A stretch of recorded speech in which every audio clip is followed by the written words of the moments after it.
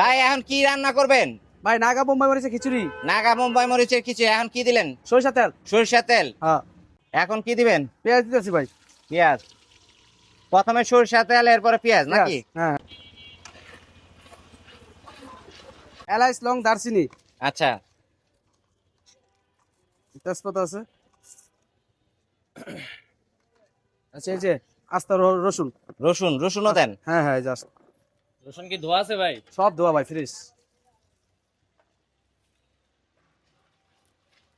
এদিকে আপনার আদা আর রসুন। আদা আর রসুন না? কত ঢুক দিলেন আনুমানিক? কতটুকু? 250 থেকে কম হইব। আচ্ছা, কত কেজি রান্না হবে এখানে খিচুড়ি? 8 কেজি। হ্যাঁ, 8 কেজি। 8 কেজি।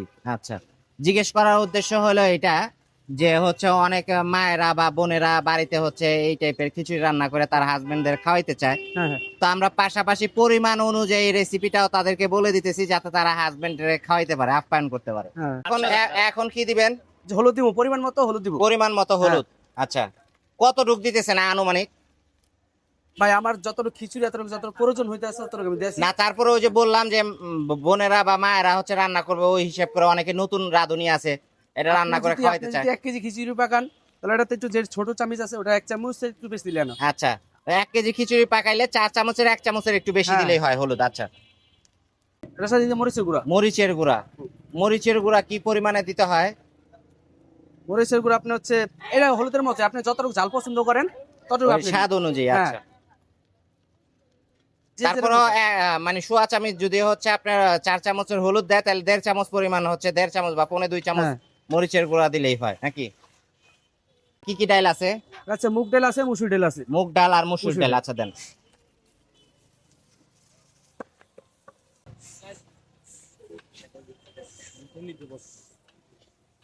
মানে এটা হচ্ছে তেলের উপর জাস্ট ওই যে ডালটারে ভাজা ভাজা করার হ্যাঁ। জন্য আপনি পানিটা ইউজ করলেন না, তাই তো? হ্যাঁ হ্যাঁ। কষানো হয়ে গেছে, এখন পানি দিয়ে না, দিবেন।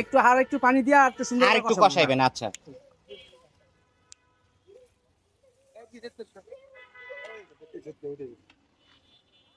পরিমাণ মতো পানি দিয়ে আর কি কষায় নিতে হবে, হ্যাঁ। আবার জানি মানে নদী না হয়ে যায় নাকি? হ্যাঁ হ্যাঁ। এইভাবে করে কতক্ষণ কষাইবেন ভাই?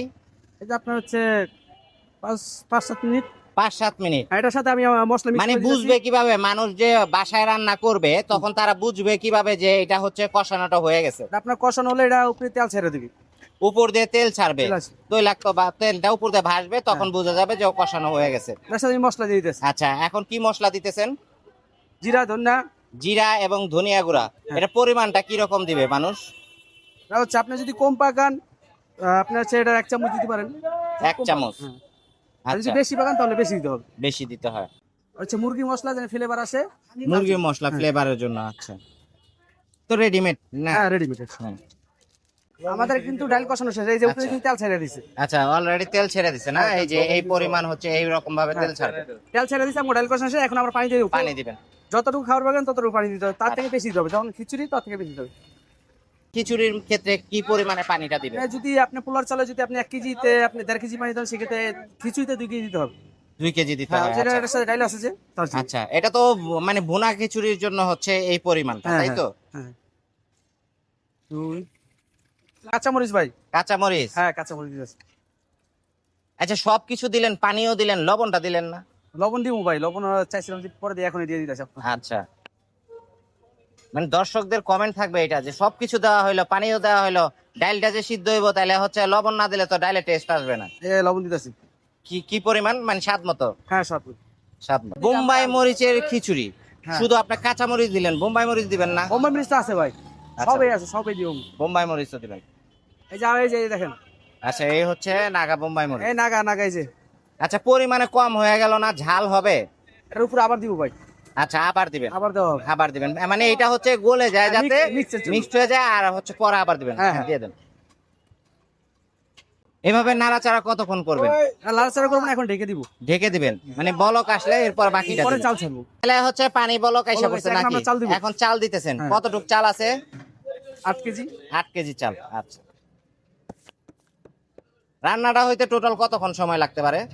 আপনার আধা ঘন্টা 40 মিনিট maybe। আধা ঘন্টা 40 মিনিটের বেশি লাগবে না, আধা ঘন্টায়। আধা ঘন্টা।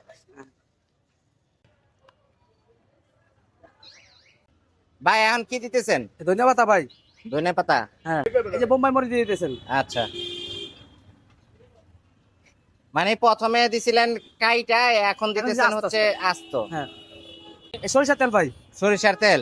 হ্যাঁ, আচ্ছা, তাহলে সরিষার তেলটা দুই ভাগে ব্যবহার করলেন নাকি? হ্যাঁ। এটা হচ্ছে আপনার ফ্লেভার বেশি আসবে, মানে সরিষা অত ফ্লেভার আসবে না যেটা মানুষ খাইতে পারবে না। আচ্ছা কম এই সরিষার তেল দিছি যেটা মানুষ খাইতে পারবে, যেটা মানুষের ক্ষতি না হয়। আচ্ছা, তাহলে এখন ঢাকনা দিবেন। হ্যাঁ, এখন ডাকনা দিন। আচ্ছা।